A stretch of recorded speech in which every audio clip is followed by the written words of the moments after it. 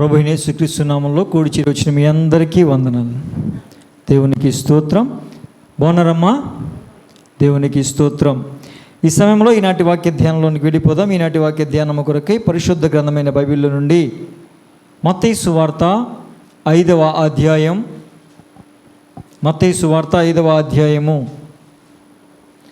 6వ వాక్యాన్ని చదువుకుందాం.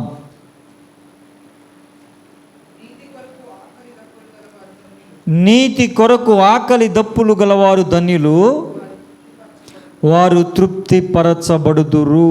దేవునికి స్తోత్రం. హల్లెలూయా, హల్లెలూయా. దేవుని బిడ్డలారా, మీరు ఒకసారి ఆలోచన చేయండి. అసలు ఈ లోకంలో తృప్తి కలిగిన మనిషి ఎవరైనా ఉన్నారా? తృప్తి అనేది చూడగలం అని మనం ఎప్పుడైనా అనుకోగలమా? సమాజంలో ఒక కరువైపోతున్నటువంటి ఒక విషయం ఏదైనా ఉంది, ఎప్పటికీ అందని ద్రాక్షలాగా ఉండే విషయం ఏదైనా ఒకటి ఉంది అంటే అదేంటండి? సాటిస్ఫాక్షన్, తృప్తి. తినడానికి ఆహారం లేనుడికి భోజనం ఉంటే చాలు అనుకుంటాడు. భోజనం వస్తే ఏమనుకుంటాడు? వాటర్ ఉంటే బాగుండు అనుకుంటాడు. అది కూడా ఉంటే ఏమనుకుంటాడు? నేడు ఉంటే బాగుండు అనుకుంటాడు. అది కూడా ఉంటే ఇంకా అలా అలా అలా. మరి ఉన్నవాడు, అన్నీ సంపాదించినోడు, ఆడికి తృప్తి ఉండదు, ఇంకా సంపాదించాలి. తృప్తి అనేది మనం ఈ లోకంలో ఎక్కడ కూడా చూడలేము. ఈ లోకంలో ఎక్కడ కూడా మనం ఏం చేయలేమండి? చూడలేం. భార్యాభర్తలకి మధ్యలో సాటిస్ఫాక్షన్ ఉందా? చాలామంది భార్యాభర్తలకు మధ్యలో సాటిస్ఫాక్షన్ ఉండదు. ఏదో ఒక గొడవ. నువ్వు అద్దెలదని, నువ్వు విద్యాలదని, నువ్వు సంపాదించలేదని, నాకు కావాల్సిన వస్తువులు లేవని, ఇంట్లో ఏ వస్తువు కొనవని, నువ్వు ఏ పని చెయ్యవని. మరి చేయకపోతే చేయవని ఏమంటారండి? భార్య అంటది భర్తని, నువ్వు ఏ పని చేయకపోతే ఎలాగా అంటది. మరి మనం ఎలా పోషించబడతాం అంటది. నన్ను అంత మాట అంటావా అంటే మరి ఎంత మాట అంటారండి? అలాంటప్పుడు నువ్వేం చేయాలి? పెళ్ళి మానేయాలి. అవునా కాదండి? భార్యాభర్తలకు మధ్యలో తృప్తికరమైన జీవితం లేదు. అంటే ఒక విషయాన్ని ఉదాహరణకు చెప్పా, అనేకమైన విషయాలు చెప్పొచ్చు. ఏ విషయంలోనైనా ఒక వస్తువు కొంటే ఆ వస్తువుతో సరిపోదు. పలానా వాళ్ళ ఇంట్లో పలానా వస్తువులు ఉన్నాయి, మన ఇంట్లో కూడా ఇంకా అంతకన్నా ఎక్కువ వస్తువులే ఉండాలా. మనకు వస్తున్న పరిస్థితులు, మన పరిస్థితులను తెలుసు కదంటే, ఎప్పటికీ అంతేనా? వాళ్ళేమో అలాగా, మనం ఇలాగేనా అనే ఒక అసంతృప్తికరమైన పరిస్థితులు ఎదురవుతూ ఉంటాయి.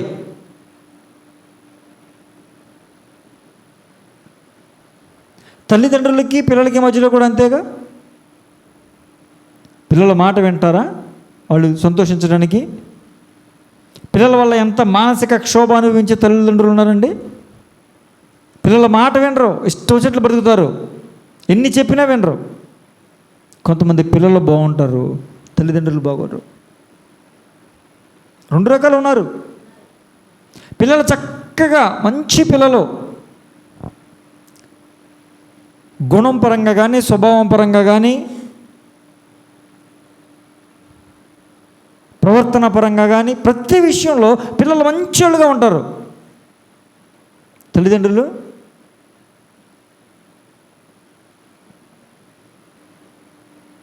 ఈ లోకంలో ఏది చూసినా తృప్తి లేని జీవితాలే ఉన్నాయి.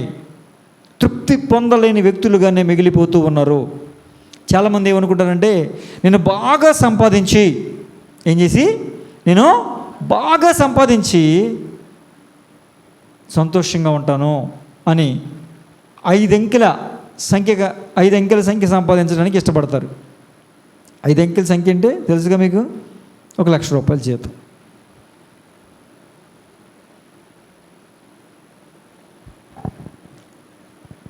మళ్ళీ 5 అంకెల సంఖ్య అంటే 10,000 కూడా 5 అంకెలే కదని అనుకోవచ్చు. దాంతో సాటిస్ఫాక్షన్ ఉండదుగా.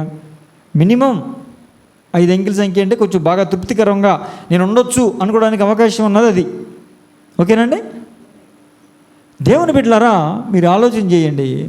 వాళ్ళు కూడా ఇది లక్షల్లో జీతాలు తెచ్చుకుంటున్న వారు కూడా తృప్తి లేక, సాటిస్ఫాక్షన్ లేక చనిపోతూ ఉన్నవారు ఉన్నారు. లేరా? సాఫ్ట్వేర్ ఇంజనీర్లు చనిపోతున్నట్టుగా మనం వెంటనే వార్తల్లో చోట్ల. ఏ కారణం ఏంటి? ఏమంటే నెలకి జీతం లక్షల పైన వస్తుంది, మరి ఇంకా వాళ్ళకి ఇంకేంటి? తృప్తి ఉండాలిగా.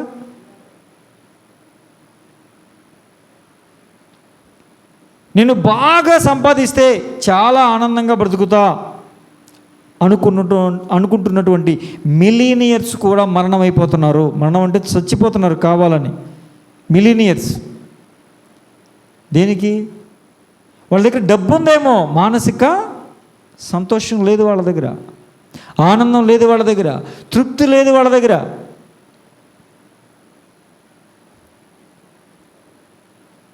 వాడు మన ప్రాంతంలోనో, పట్టణంలోనో, రాష్ట్రంలోనో, దేశంలోనో ధనము కలిగిన వ్యక్తి అయి ఉండొచ్చేమో, కానీ అతనికి తృప్తి లేదు, అతని హృదయంలో సంతోషం లేదు, అతని హృదయంలో ఆనందం లేదు. ఏదో ఒక కారణం, తృప్తి అనేది దొరకట్లా. మన బైబిల్లో కూడా సొలొమోను గారు తెలుసుగా. ఎవరైనా సొలొమోను అనగానే జ్ఞాపకం వచ్చేది ఏంటండి? చెప్పాలి. జ్ఞానం. ఎంత జ్ఞానం? మహాజ్ఞానం. అసలు అతని జ్ఞానాన్ని చూడడానికి, ఆ జ్ఞానము ద్వారా మాట్లాడే మాటలు వినడానికి ఇతర దేశాల ప్రజలు కాదు, ఇతర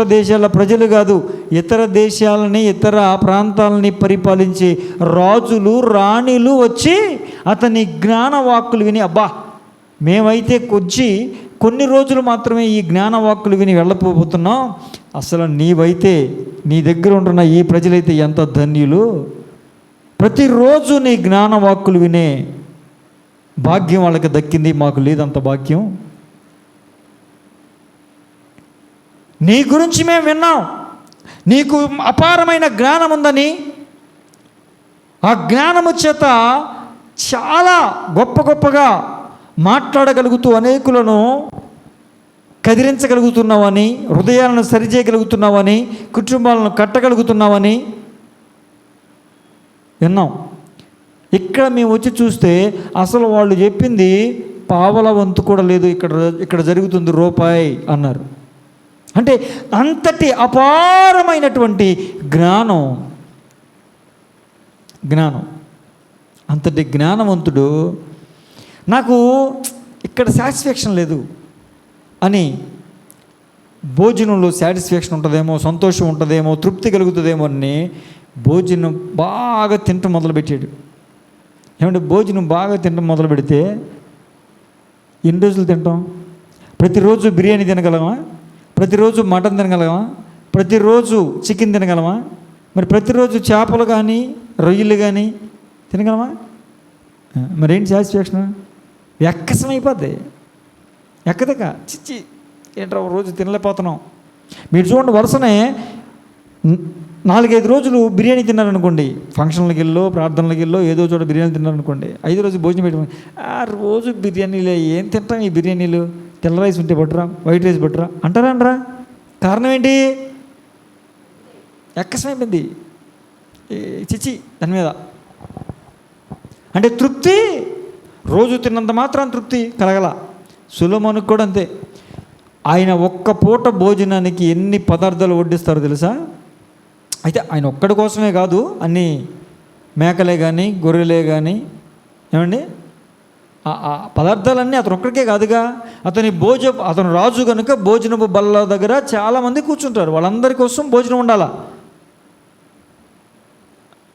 కనుక అలాంటి భోజనాలు తిని కూడా చిచ్చి ఈ తిండి పెద్ద ఉపయోగమే లేదు, నాకు తృప్తి కలగట్లా తిండి వల్ల అని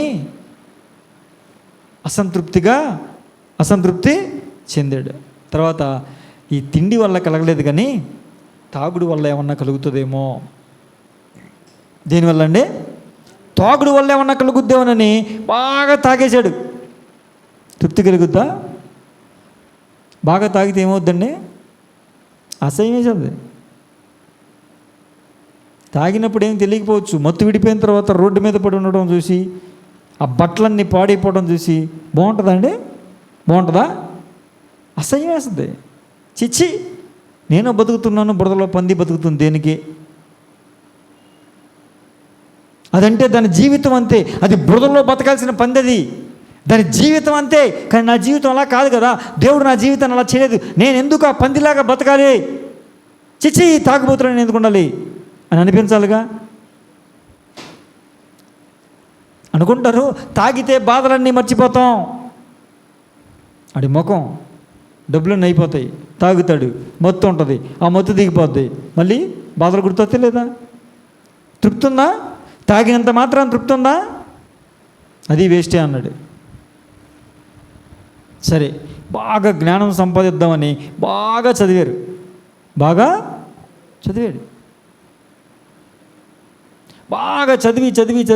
చదివితే ఏమైందండి? జ్ఞానం పిచ్చెక్కిపోయింది. బాగా చదువుతారు చూడండి, వాళ్ళు పిచ్చెక్కి రోడ్ల మీద తిరుగుతూ ఉంటారు. వాళ్ళకి జ్ఞానం తక్కువేం కాదు. వాళ్ళని కనుక కదిపామంటే కొంతమందిని, అందరినీ కాదు కొంతమందిని, అంటే బాగా చదివి పిచ్చెక్కిన వాళ్ళు కూడా ఉన్నారు పిచ్చోళ్ళల్లో. అంత దాకెందుకు? ఇక్కడ మన ఈ రోడ్లోనే కటింగ్ షాప్ ఉంటుంది. ఆ కటింగ్ షాప్ ఎదురుగా ఆయనకు పెద్ద బిల్డింగ్ ఉంది. ఆయన బాగా చదువుకున్నాడు, కేవలం ఒక డ్రాయర్ వేసుకుంటాడు, చొక్కా వేసుకోడు, పిచ్చోడైపోయాడు. చక్కగా కుర్చీ తెచ్చుకుని రోడ్డు మీద కూర్చుంటాడు, మళ్ళీ ఒక పక్కన పద్ధతిగా కూర్చుంటాడు. నేను ఆ కటింగ్ షాప్ అతను అడిగా, కటింగ్కి వెళ్ళినప్పుడు, అతను ఏంటంటే చాలా రోజులు చూస్తున్నాను అక్కడే ఉంటున్నాడు, మళ్ళీ కుర్చీ తెచ్చుకుని వేసుకుంటాడు, ఎవరెత్తున్నారు కుర్చీ అసలు ఏంటి అని అంటే, బాబు ఆ బిల్డింగ్ ఆల్దేనండి మాస్టర్ గారు, ఆ బిల్డింగ్ ఆల్దే, 2 అంతస్తుల బిల్డింగ్. మరి ఏంటి ఇలాగైపోయాడంటే, పిచ్చి పట్టింది. ఎలాగా అని అడిగితే, చదివి పిచ్చెక్కిపోయాడంట. పిచ్చెక్కిపోయాడు. అంత బిల్డింగ్ ఉంది, అంత చదువు ఉంది, జ్ఞానం ఉందా? పిచ్చెక్కిందా? ఆ షాపుల దగ్గరికి వెళ్ళి ఒక సంచి పట్టుకుని బాటిళ్ళన్నీ, వేస్ట్ బాటిల్స్ ఉంటాయి, ప్లాస్టిక్ బాటిల్, అవన్నీ వాళ్ళు వేస్తే తెచ్చుకుంటాడు. నేను నా కళ్ళారా చూసిన విషయం చెప్తున్నా.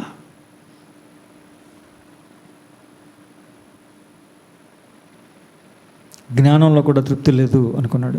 అస్సలు సుఖము సంతోషం అంటూ ఏదైనా ఉంటే, ఒక తృప్తికరమైన జీవితం ఏదైనా ఉంటే స్త్రీయే అని ఆ 700 మందిని పెళ్లి చేసుకుని 300 మందిని ఉపపత్నులుగా పెట్టుకున్నాడు. అంటాడు, ఈ భూమి మీద ఏదైనా ఉరి వంటిది మరణకరమైనది ఏదైనా ఉందంటే అది స్త్రీనే. ఉరిలో వంటిది మరణకరమైనది ఏదైనా ఉందంటే అది స్త్రీనే అన్నాడు. కారణం ఏంటంటే, ఈయన్ని వాళ్ళు మార్చేశారు, ఈయన భక్తిలో నుంచి తొలగించారు. దేవుని మందిసాను, దేవుని బలిపీఠాలు కట్టాల్సినాడు వేరే చేసేడు పనులు. ఏమనుకున్నాడు? ఒక పక్కన సంతోషం ఉంటుంది, ఆనందం ఉంటుంది, తృప్తి ఉంటుంది, మరొక పక్కన ఏ దేశపు రాజ్యం యొక్క రాజకుమారుని చేసుకుంటున్నానో ఆ దేశంతో నాకు గొడవలు ఉండవు, ఇప్పుడు నేను ఆ దేశపు అల్లుడిని అయిపోతాను కాబట్టి వాళ్ళకి నాకు సంబంధాలు ఉంటాయి, గొడవలు ఉండవు, యుద్ధాలు ఉండవు అనుకున్నాడు. జరిగిందేంటి? ఇంకోటి, ఇది వేస్టే అన్నాడు. నువ్వు ఈ లోకంలో ఏది చూసినా వ్యర్థం, తృప్తి దొరకదు. కేవలం బ్రతకడానికి నిలువ నీడ ఉండాలండి, ఉండడానికి ఒక ఇల్లు ఉండాలి, కట్టుకోవడానికి బట్టలు ఉండాలి, తినడానికి ఆహారం ఉండాలి, చాలు. ప్రభు ఏమన్నారు? వస్త్రము ఆహారం మాత్రం ఉంటే చాలు, మిగిలిన వాటి కోసం ఎక్కువగా ప్రయాసపడకని చెప్పాడు. వేటిలోనూ తృప్తి లేదు. తృప్తి అంటే ఏంటి తెలుసా? ఉన్న దాంతో సరిపెట్టుకోవటం, సంతోషంగా ఉండడం, ఆనందంగా ఉండటం. ఏమండి? ఆ సంతోషం ఎంతమంది హృదయాల్లో ఉంటుంది? అదే నేను ప్రశ్న ఇప్పటివరకు చెప్పింది కూడా అదే. వాళ్ళందరికీ తృప్తి లేదు. డబ్బు ఉంది, తృప్తి లేదు. కావలసినవన్నీ ఉన్నాయి, హృదయంలో తృప్తి లేదు. పైకి నవ్వుతూ ఉంటారు తప్ప వాళ్ళకి డబ్బు ఉండొచ్చు, పేరు ఉండొచ్చు, ఖ్యాతి ఉండొచ్చు, కానీ హృదయంలో తృప్తి లేని జీవితం ఉంటుంది.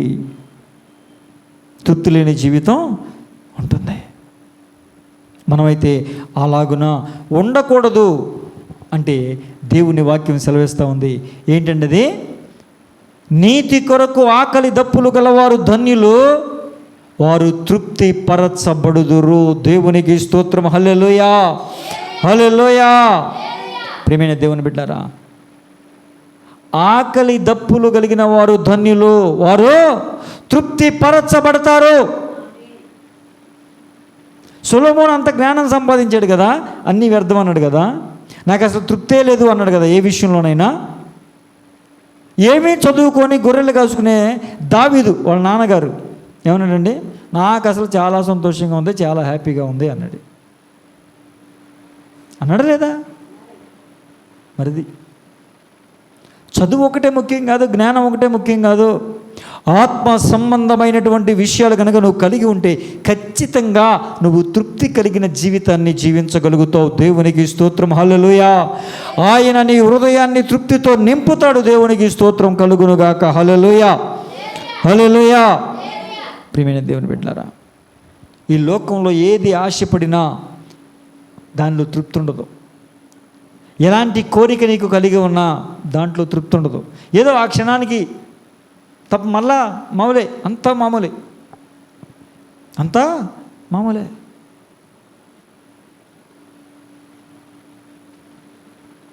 అలాంటి తృప్తి కాదు, శాశ్వతంగా నిలిచి ఉండిపోయే తృప్తి మనకు కావాలంటే మనం ఏం కలిగి ఉండాలంట?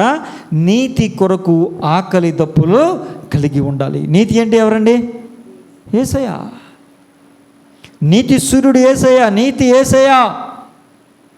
ఆ యేసయ్య కొరకు ఆకలి దప్పులు కలిగి ఉండాలి. అప్పుడు మనం ఏమవుతాం? తృప్తి పరచబడతాం. దేవునికి స్తోత్రం. హల్లెలూయా, హల్లెలూయా. అందుకే కీర్తనల గ్రంథం 103వ కీర్తన 5వ వచనంలో ప్రభువు మాట్లాడుతూ అంటాడు, పక్షి రాజు యవ్వనము వలె నీ యవ్వనము క్రొత్తదగునట్లు మేలుతో నీ హృదయమును తృప్తిపరిచెదను. మేలుతో నీ హృదయాన్ని తృప్తిపరుస్తా అంటే నీ హృదయం గనక సంతోషంగా ఉంటే, మేలుతో నిండుకుని ఉంటే నీకేం కలుగుతుంది? చెప్పాలి, నీకేం కలుగుతుంది? తృప్తి కలుగుతుంది.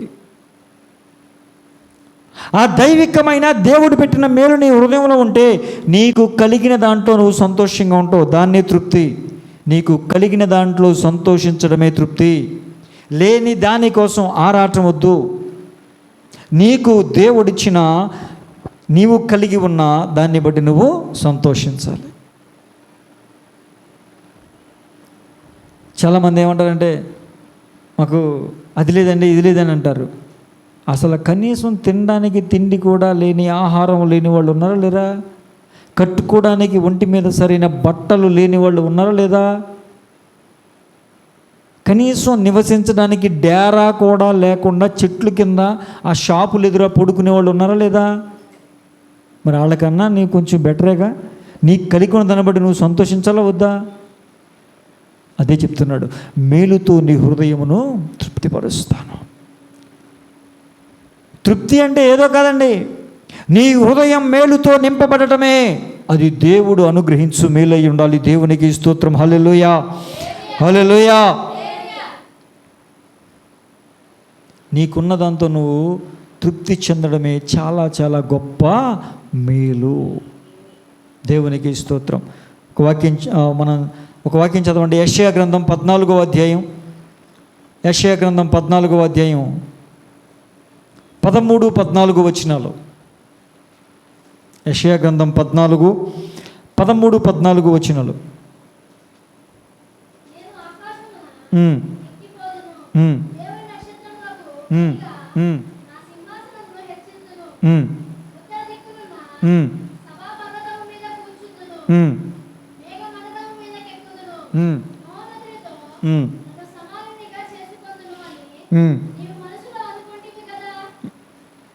ఏమండి, ఈ మాటలు ఎవరి గురించి రాస్తున్నాడు? లూసిఫర్ గురించి రాస్తున్నాడు. ఆ మాటలు లూసిఫర్కి సంబంధించినవి. లూసిఫర్ అంటే ఎవరో తెలుసా? ఒక ప్రధాన కెరూబు. ఆ లూసిఫరు పరలోకములో వాయిద్యాలు వాయించి, ఇప్పుడు మ్యూజిక్ డైరెక్టర్ అంటారే అలాంటోడు. అంటే దేవునికి కొన్ని టీములు ఉన్నాయి, సంఘానికి కూడా కొన్ని టీములు ఉన్నాయి. ఆ సంఘానికి ఉండాల్సిన టీములు ఏంటో దావీదు గారు మొత్తం అంతా సెట్ చేసి పెట్టాడు. మొట్టమొదటి క్వాయిర్ అన్నీ కూడా సెట్ చేసింది దావీదే. పరిపాలన విభాగం అన్నీ కూడా, అడ్మినిస్ట్రేషన్ అంతా కూడా. అలాగే దేవుని సన్నిధిలో పరలోకములో కూడా ఒక క్వాయిట్ టీం ఉంది. ఆ క్వాయిట్ టీంకి లీడర్ ఎవరు? లూసిఫర్ గడు. ఆ క్వాయిట్ టీంకి లీడర్గా లూసిఫర్ని దేవుడు అభిషేకించిన రోజున తనకే వాయిద్యాలు వాయించడానికి అనేక మంది ఉన్నారు. మీకు అర్థమవుతుందా? దేవుడికి వాయిద్యాలు వాయించే వాళ్ళు ఉన్నారు. కానీ ఒక కెరూబు అభిషేకించబడినప్పుడు దేవుడు ఎంత గొప్ప భాగ్యం ఇచ్చాడంటే తనకే వాయిద్యాలు వాయించే ఒక గుంపును ఏర్పాటు చేసి ఆ వాయిద్యాలు వాయిస్తూ ఉండగా దేవుడు లూసిఫర్ని ఏం చేశాడండి? ప్రధాన దూతగా అభిషేకించాడు, ఆరాధికునిగా అభిషేకించాడు. ఇప్పుడు వాడు ఎక్కడుంటాడో తెలుసా? కోటాను కోట్ల దేవదూతలు అవతలు ఎక్కడో దూరంగా ఉండి స్తోత్రాలు చెప్తూ ఉంటే యేసు ప్రభు ఎక్కడుంటే ఆడిక్కడ ఉంటాడు. అంత సమీపంగా, అంత దగ్గరగా ఉంటాడు. ఆడి స్థానం అక్కడ, ఆడి పొజిషన్ అక్కడ. అంత గొప్ప భాగ్యం దక్కిందంటే దేనివల్ల దక్కింది? అసలు వాడు దేవదూతగా సృష్టించబడమే గొప్ప విషయం. దేవదూతగా సృష్టించబడిన ఆ కోటాను కోట్ల దూతల్లో ఒకటిగా ఉండకుండా ప్రధాన దూతను చేయడమే గొప్ప విషయం. ఆ ప్రధాన దూతను కూడా అభిషేకించి తన దగ్గర, తనకు సమీపంగా ప్రభు అక్కడ ఉంటాడు, ఆడిక్కడ ఉంటాడు. అంతే అంతే. వాడు దానితో తృప్తి చెందాల. వాడి హృదయంలో తృప్తి రాలా. వాడు అనుకుంటున్నాడు, ఇలా అనుకుంటున్నాడు ఏమనంటే, ఆయనకి నాకు తేడా ఏంటి? ఆయన అక్కడ కూర్చున్నాడు, నేను ఇక్కడ కూర్చున్నా. అవే నేను కూడా పోయి అక్కడ కూర్చుంటే పోలా అని ఎవరికి చెప్పలా, ఎవరితోనూ అనలా. మనసులో ఫీల్ అయ్యాడు. ఒక్క తన్నుదంతే పరలోకంలో నుంచి నరకంలో ఒక మూలను పడ్డాడు. వాక్యంలో మాటే, నరకంలో ఒక మూలకు ఏ విధంగా త్రోయబడితివో అంటాడు. నరకం ఎంట్రన్స్ కాదు, నరకం మధ్య కాదు, ఒక మూలన ఒక్క తన్నుదంతే అక్కడికి వెళ్ళాడు. దేవుని బిడ్డలారా, హృదయం తృప్తి లేనప్పుడు మనకు కలిగి ఉన్నదంతా మనం సంతోషించలేము. తృప్తి పడాలి, ఆశపడు. ఇప్పుడు ఆత్మ సంబంధమైన విషయాల కొరకు నువ్వేం చేయాలి? ఆశపడాలి. కానీ దేవుని స్థానాన్నే ఆక్రమిస్తా, దేవునితో సమానునిగా ఉంటా, నేను దేవునికి నాకు పెద్ద తేడా ఏంటి? అది తప్పు కదా. అలాగే దైవజనునితో కూడా, నేను అక్కడ కూర్చున్నా, పాస్ గారు ఇక్కడ కూర్చుంటున్నారు, అదే కుర్చీ రెండు సేమ్ కుర్చీలే, అక్కడ కూర్చుంది నేను కూర్చుంటే పోలా అని అనుకోవచ్చా? కుర్చీలు మార్చేద్దాం అయితే. దేవుని స్తోత్రం. ప్రేమ దేవుని బిడ్డలారా, అర్థమవుతుందండి? అలా అనుకోకూడదు. ఎవరి స్థానం వాళ్ళదే. ఆత్మ సంబంధంగా నువ్వేం ఆశపడాలి? అయా ఒక ఆరాధనాత్మ దయచేయి, పరిశుద్ధాత్మ దయచేయి, ఆత్మాభిషేకంతో నింపు, నూతన భాషలు మాట్లాడి కృపవరలతో నన్ను నింపు. అలాంటి ఆశ ఉండడం తప్పు కాదు. వాటి ప్రకారం మనం ప్రార్థన చేసుకోవడం తప్పు కాదు. కానీ ఏకంగా పాస్టర్ గారిని తప్పించేసి మనమే పాస్టర్ అయిపోతే పోలా ఏంటి? ఆయనకి మనకు పెద్ద తేడా, ఆయనకైనా నేనే బాగా చెప్పగలను, నేనే బాగా పాడగలను. ఉన్నారండి, ఉన్నారు ఇలాంటి వాళ్ళు. పాస్టర్ గారు చదవలేదు, నేనైతే బాగా చదివా, నాకు డిగ్రీ ఉంది, పాస్టర్ గారు అయితే 10th క్లాస్ కూడా పాస్ అవ్వలేదు, పాస్టర్ గారికి పాట పాడటం సరిగ్గా రాదు, పాడినా తాళంతో పాడలేడు, నేనైతే అసలు మనం పాట పాడితే గమకాలు తీగలు తెగిపోవాలి. కాబట్టి నేను తేడా ఏంటి అనుకోకూడదు. ఆత్మ సంబంధమైనటువంటి విషయాలను నువ్వు ఆశపడు. అయ్యా ఈ విధంగా ఆశపడుతున్నాను, నన్ను నింపు ప్రభువా అని ఆశపడు. కానీ దేవుడు నీకు అనుగ్రహించిన దానితో నువ్వు తృప్తి పడుతూ మిగతాది కావాలని, ఆత్మ సంబంధమైన విషయం కావాలని కోరుకోవడం తప్పు కాదు. కానీ మొదట దేవుడు నీకు ఇచ్చినంతలో తృప్తి పడాలి. కొంతమందికి పాటలు బాగా పాడే వరం ఉంటుంది. ఆ పాటలు పాడే బాగానే ఉంది, వాళ్ళకన్నా నేనే బాగా పాడతా, వీళ్ళకన్నా నేనే బాగా పాడతా, నేను బాగా అదొద్దు. తృప్తి, దేవుడు నాకు కృపవరం ఇచ్చాడు, అందుని బట్టి దేవునికి స్తోత్రం. ఆయనకి మహిమకరంగా నేను నా స్వరాన్ని వాడతా, అచ్చాలు. ఇంకా ఏమన్నా అభిషేకం కావాలి, ఆత్మ కావాలి, అడుగు, తప్పులేదు. ఆత్మ సంబంధమైన విషయాల్ని మనం అడగాలి, పొందుకోవాలి. లౌకిక సంబంధమైన విషయాల్ని మనం ఏమాత్రం కూడా అడగకూడదంటే మొత్తం అడగకూడదని కదా, అవసరాలకు అడగాలి. కానీ దాని గురించినటువంటి చింత, దాని గురించినటువంటి ఆకలి, దాని గురించినటువంటి దాహం అవసరం లేదు. లౌకిక సంబంధమైనటువంటి దాహాలు కాదు మనకు కావాల్సింది, ఆత్మ సంబంధమైనటువంటి ఆకలి దాహం కనుక మనం కలిగి ఉంటే ఖచ్చితంగా మనం ఏమవుతాం? తృప్తి పరచబడతాం. దేవునికి స్తోత్రం. హల్లెలూయా, హల్లెలూయా. ఒకసారి ఒక 3 విషయాలు మనం చూసి ముగించుకుందాం. ఆదికాండము 25వ అధ్యాయం, ఆదికాండం 25వ అధ్యాయం 29వ వచనం. ఆదికాండము 25వ అధ్యాయం 29వ వచనం.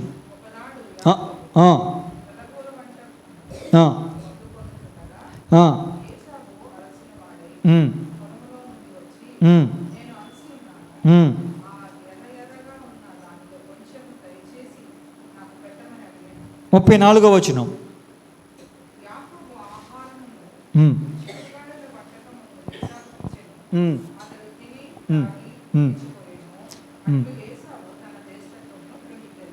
దేవునికి స్తోత్రం.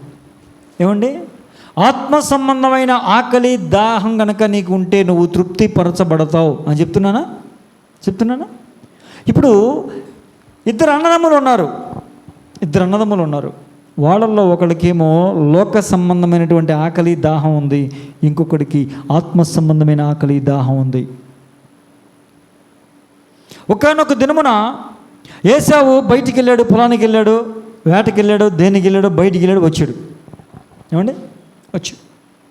ఇంటికి వచ్చేసరికి వంట వండుకుని వెళ్ళా. ఇంటికి వచ్చేసరికి తన తమ్ముడైన యాకోబు చక్కగా పొయ్యి దగ్గరికి కూర్చుని వంట చేస్తూ ఉన్నాడు. అదేం వంట అంట? కలగూర వంట అన్నాడు. కలగూర అంటే ఏంటి తెలుసా అండి? తెలీదు. ఎందుకు తెలుస్తుందండి? తెలుగులో చెప్తే ఎవరికి తెలియదు. ఎందుకంటే మీరు అందరూ ఇంగ్లీష్ మీడియంలో చదువుకున్నారు, ఇంగ్లీష్ మీడియంలోనే పుట్టి పెరిగారు కనుక కలగూర అనగానే మీకు ఎవరికి తెలియదు. కారణం ఏంటంటే తెలుగు రాని వ్యక్తులు, తెలుగు వచ్చి నేను మరి ప్రభు నాకు ఆ నేర్పించే కురపిచ్చాడు. సరే, మీ భాషలో చెప్తా, తెలుసుకున్నానండి. దాన్ని ఏమని చెప్తే అర్థమవుతుందని తెలుసుకున్నా. కలగూర అంటే ఏంటి చెప్పనా? Mixed vegetables. ఎప్పుడైందా? మిక్స్డ్ వెజిటేబుల్స్ అండి. అర్థమైందా అమ్మా?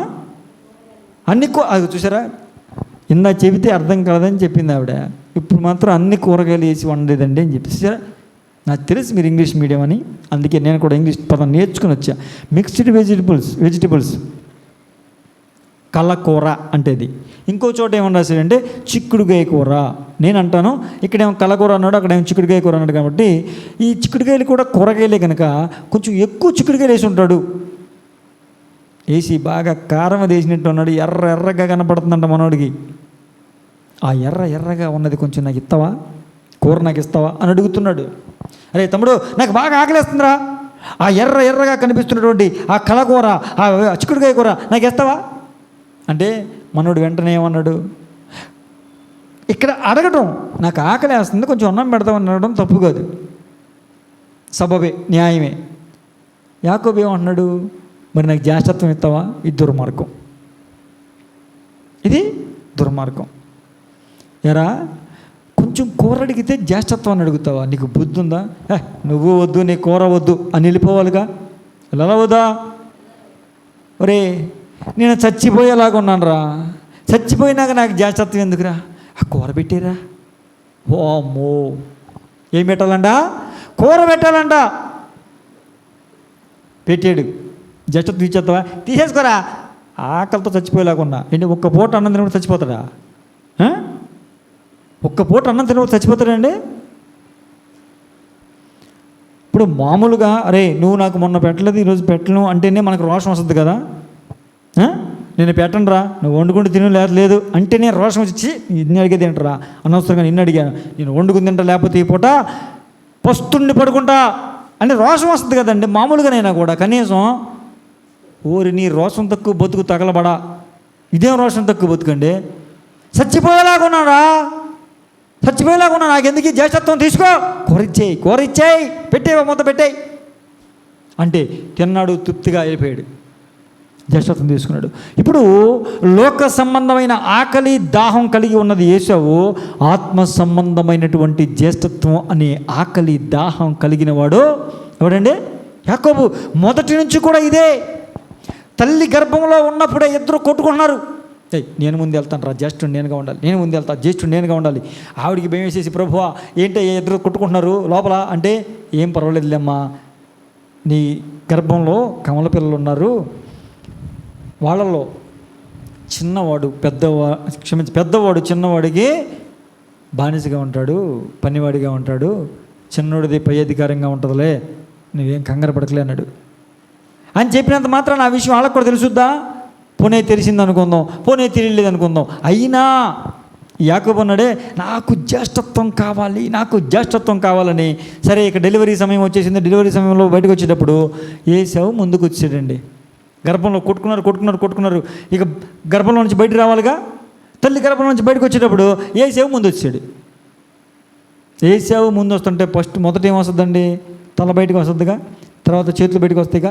ఆ చెయ్యి ఒకటి రాగానే ఎర్రని దారం కట్టారు, ఈడు మొదటోడు అని తెలియడానికి. ఇప్పుడు ఆఖరిలో వచ్చేవేంటి? కాళ్ళేగా. ఆఖరిలో వచ్చే కాళ్ళు అయితే యాకోబు అన్నాడే, అసలు నీకు నాకు మధ్యలో ఫ్రాక్షన్ ఆఫ్ సెకండ్లు కూడా ఉండడానికి వీల్లేదని కాళ్ళు మడం పట్టుకుని బయటకు వచ్చాడు. ఇప్పుడు అద్దరి మధ్యలో గ్యాప్ ఉందా? మీరు చెప్పాలి, గ్యాప్ ఉందా?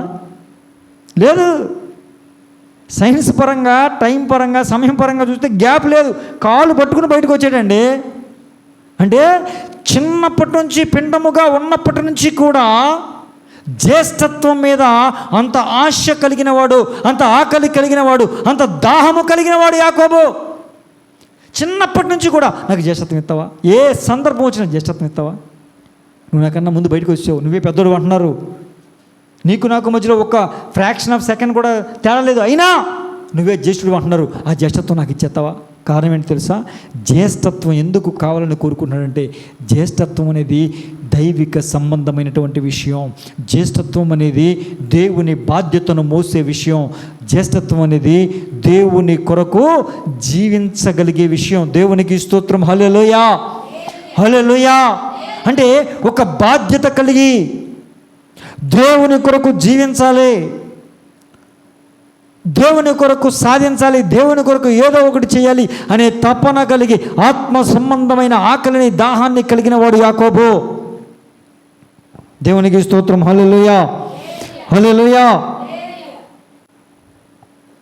ఒక వ్యక్తి తయారు చేసిన కూర కన్నా దేవుడు మాత్రమే ఇవ్వగలిగే, ఏ వ్యక్తి కష్టంతోనూ ప్రయత్నంతోనూ సంపాదించుకోలేని జ్యేష్ఠత్వాన్ని కావాలి కావాలి కావాలి అని ఆకలితో, దాహముతో ఉన్నవాడు ఎవరండి?